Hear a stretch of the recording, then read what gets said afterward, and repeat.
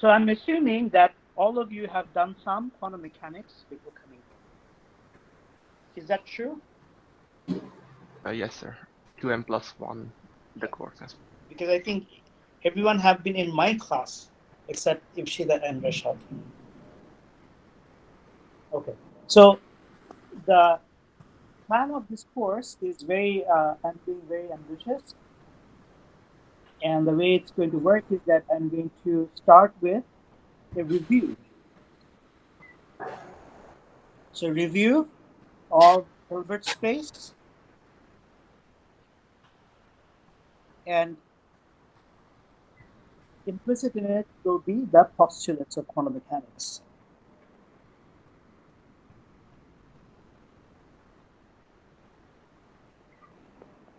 Okay, so this will be about uh, two or so lectures.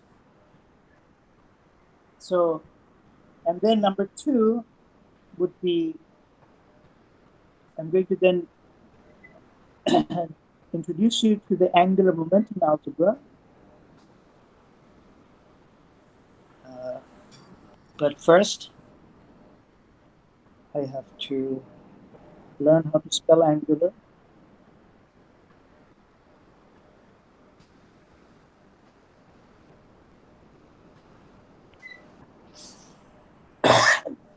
And its representations.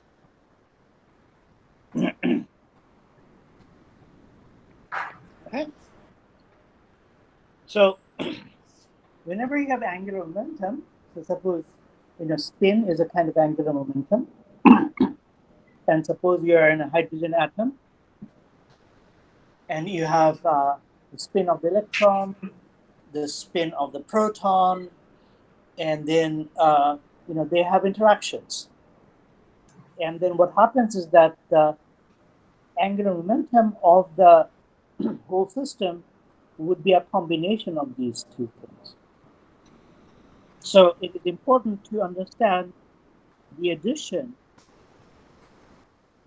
of angular momentum. Okay, so this is a very important subject, and in some sense, the way it is treated in undergraduate physics is a little bit mysterious. There's all these Gordon coefficients, and it gets mathematical and hairy very quickly. But in principle, in secret, what we are doing here, we are doing group theory.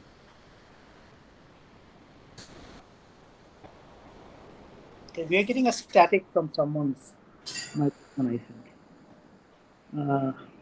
I think Ipshita, can you turn off your mic? Yeah, thank you. Um, so, so in secret, what we are doing here is we are actually doing a lot of group theory. Okay, and group theory, we more than group theory, we are doing representation theory.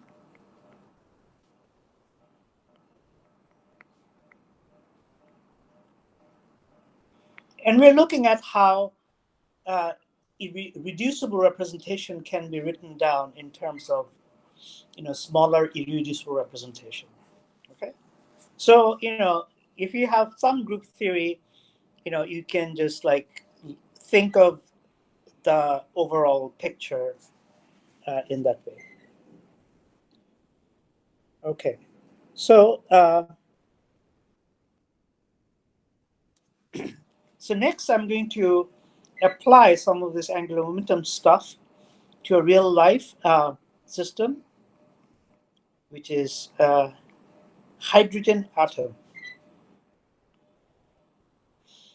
So the hydrogen atom is perhaps the one of the simplest stable units in the universe. Uh, that is, I mean, of course, electron is also stable, proton is also stable, but the hydrogen atom being neutral, its stability is far more than the other things. But the hydrogen atom is also exactly solvable. We can actually solve the Schrodinger equation for the hydrogen atom. It gets very hard when we go, say, and try to solve the helium atom. Helium atom can also be solved exactly, but it's never taught in undergraduate or even graduate physics because the level of mathematical details involved is not worth the physical output that you get. So most of the times helium atom is taught from a perturbation theory point of view. So we're going to do hydrogen atom in its full glory, and it is rather painful. It is rather painful, but it is worth doing because that's where you see the amazing structure of quantum mechanics. Okay, and then what I'll do is that I will then take a break from all that hard math and do a very beautiful reformulation of quantum mechanics known as the path integral.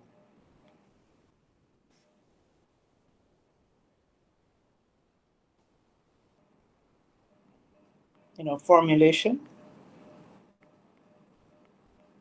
of quantum mechanics. And although it won't be used for the rest of the course, I want to introduce you to path integral because it provides us with a new insight into quantum mechanics that is very, very physical. And it's very non-classical, but it's also very physical. And in a sense, it is the most natural way to think about a Lagrangian formulation of quantum mechanics. And this was largely due to Richard Feynman.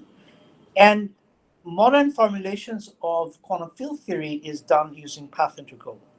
So that's why you also need path integral formulation of quantum mechanics. So then what I'll do is that after that, it'll be perturbation theory.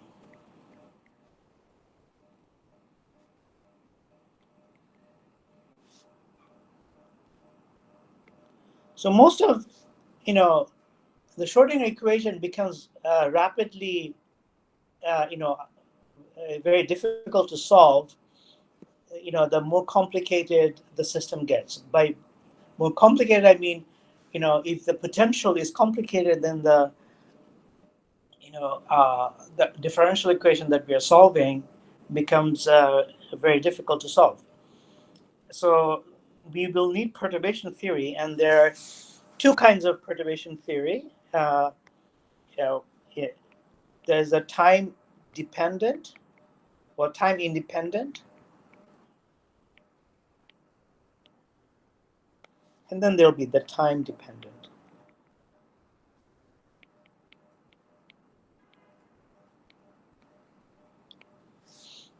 And then we also want to understand a semi-classical approach to quantum mechanics, and this also is a very useful approach that goes way beyond just quantum mechanics. If you're doing any kind of advanced physics and you have to solve some difficult differential equation, you will need this, and that's called the WKB approximation.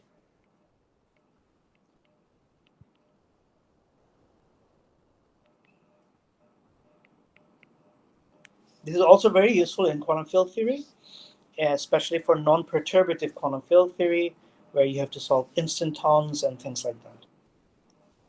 And then we are going to talk about, how quantum particles interact when they're scattered, against each other. So this is known as scattering theory. So most of what we know about high energy physics is from scattering experiments. So as physicists, we are not very subtle. When we want to understand something, what we do is that we just throw it against something else. This is basically how young children, when they're wondering what makes a toy tick, they usually throw it against the wall and they break it. The physicists are like that. And scattering theory is a formal way of developing that theory. Okay. In fact, the view of the atom that we have, where we have a central nucleus and then surrounded by, say, electrons, that came from scattering theory. Do you know the person who is famous for that picture? Rutherford. Exactly. So Rutherford scattering. Rutherford very famously analyzed, but it was a classical picture. Before that there were lots of, like, picture of the atom as like a cake, where there was a positive charge or with negative charge, cloud of positive charge with negative charge being embedded in it. So a lot of so Rutherford showed that atom is mostly empty, and in the middle of the atom there's something heavy with a positive charge, and then it's surrounded by mostly empty space with negative electrons. Okay, so this is going to be mostly our course. I'll be very happy if we can get there. Okay, and bonus will be relativistic quantum mechanics, and especially the Dirac equation. And when we try to get to the Dirac equation, we will naturally make a stop along the way to discuss the Klein-Gordon equation. Okay. And then, if time permits, and I don't think it will permit, is some fundamentals of quantum information theory. Okay? So this is my very, very ambitious aim for this course. Do we have any questions? Sir, will the addition of angular momentum require like extensive group theory knowledge or? No, no group theory knowledge whatsoever. Okay, yeah, I was kind of worried because I don't really have any background in group No, theory, I so. mean, I'm just saying this for people who have some group theory. Oh, I see, I see. It's like, the famous French playwright Molière said that he discovered one day that he was speaking in prose. Mm-hmm. Right. So it's basically like that. That when you go to learn group theory, you will discover that angular momentum was nothing but some sort of group theory. Oh, I see, I see. Okay. So that's all I'm saying. Okay. Any other questions?